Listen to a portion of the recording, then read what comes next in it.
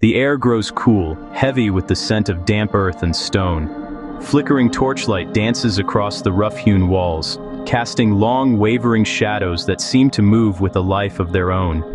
A small procession moves slowly, their footsteps muffled by the soft dust on the cave floor. They carry one of their own, wrapped carefully in linen cloths, on a final journey. This is not a place of despair, but one of solemn purpose. They are returning a loved one to the very bones of the earth itself. It is a ritual as old as memory, a sacred passage from the world of light into the quiet, eternal dark. This scene, replayed for thousands of years, was a profound act of love and reverence. The family carefully places the body within a small, carved-out niche in the cave wall. They are not simply disposing of a body, they are entrusting it to a powerful, protective realm. The world outside is one of harsh sun, sudden storms, wild animals. But in here, within the heart of the mountain, there is stillness, there is safety. The living believe that this rocky womb will guard their departed, keeping them safe on their mysterious journey into the afterlife. Keeping them safe on their mysterious journey into the afterlife. To understand this ancient practice, we must first understand the world in which these people lived. The ancient Near East is a vast and varied land. It is often called the cradle of civilization. Imagine a great arc of territory, stretching from the sun-drenched coasts of the eastern Mediterranean through modern-day Turkey, Syria, and Israel. It curves eastward to encompass the fertile plains of Mesopotamia between the mighty Tigris and Euphrates rivers in what is now Iraq. This region then extends into the highlands of ancient Persia, or modern Iran. It is a landscape of dramatic contrasts. Lush river valleys give way to arid deserts. Towering rocky mountains loom over flat, fertile plains. It was in this dynamic environment that humanity took some of its most significant steps. People first learned to farm the land and domesticate animals. They built the world's first cities and developed the earliest forms of writing. This land was a crucible of innovation. Ideas about society, religion, and our place in the cosmos were forged here.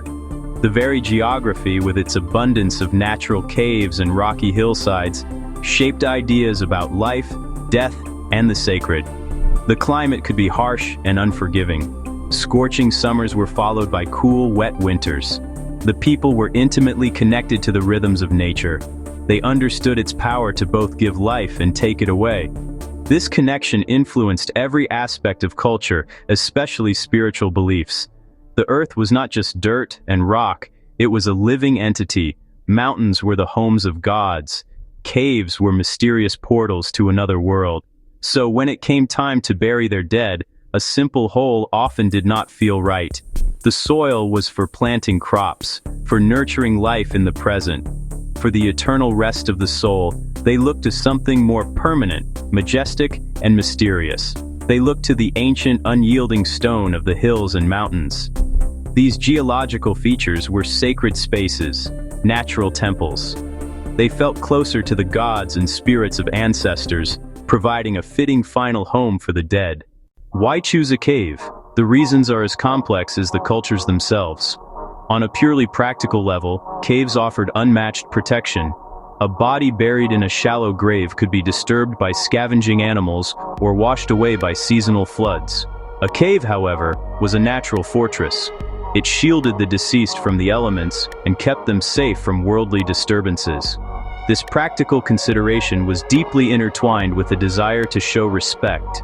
Protecting the physical remains of a loved one was the final act of care they could offer, ensuring the body remained undisturbed for eternity. Beyond this practicality, caves held profound spiritual significance. Many ancient cultures viewed the earth as a mother goddess, a source of all life. A cave then was seen as a return to the womb of the earth. To be buried in a cave was not an end, but a return to the origin point, a way of completing the cycle of life and death. It was a symbolic rebirth into the spirit world. The darkness inside the cave was not empty. It was a space of transformation where the soul could safely transition from the world of the living to the realm of the ancestors and the gods. These caves also became powerful family tombs. Unlike a single grave, a cave could be used for generations. It became a collective resting place, an ancestral home for the dead. A family would return to the same cave to bury their children, their parents, their grandparents. This practice physically connected generations, reinforcing the importance of lineage and family identity. The cave became a focal point for memory and ancestor veneration. Living family members could visit the site, a tangible link to their heritage, and feel the presence of all those who came before them. This connection to ancestors was a cornerstone of their society. They believed that the spirits of the dead did not simply vanish. Instead, they watched over the living, offering guidance and protection. By burying their dead together in a family cave, they created a powerful spiritual community. The ancestors were not gone.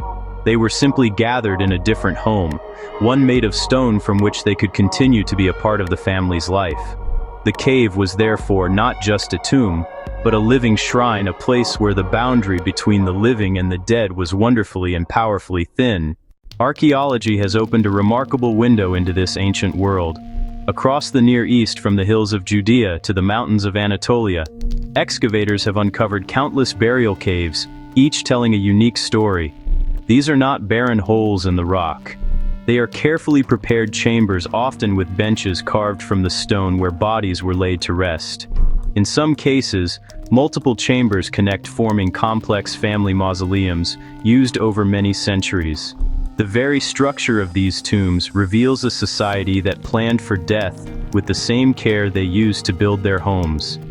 The objects found within these caves speak volumes. These are known as grave goods, and they were essential provisions for the afterlife.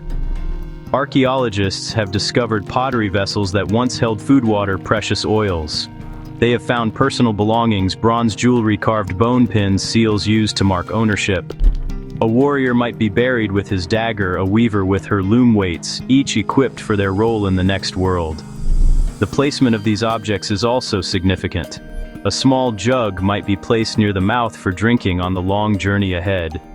A favorite necklace might be placed around the neck, a personal treasure to bring comfort. In some royal or high-status tombs, the offerings are incredibly lavish, including gold, imported ivory, even sacrificed animals. These silent artifacts are not just clutter. They are messages from the past expressing love, status, a deeply held belief in a tangible world beyond death. Ultimately, these ancient burial traditions reveal a people who did not see death as a final, terrifying end. Instead, they saw it as a transition, a passage to another state of being. Their choice of caves as tombs reflects a worldview deeply woven into the natural landscape, a respect for the permanence of stone, and a powerful belief in the enduring strength of family. By returning their dead to the heart of the earth, they ensured their loved ones were protected, honored, and forever part of the great, unfolding story of their people. These stone sanctuaries are echoes from the past, reminding us of the universal human quest to find meaning in loss and to keep the memory of our ancestors alive.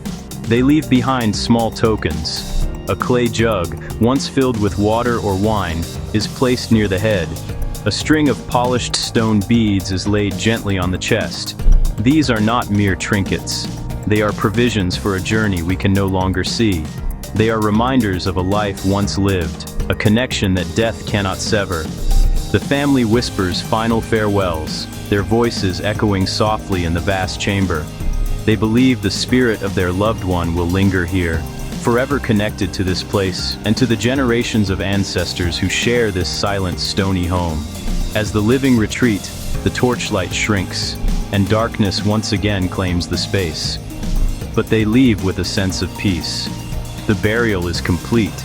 They have fulfilled their duty, not just to the person they lost, but to a tradition that binds them to their past and their future.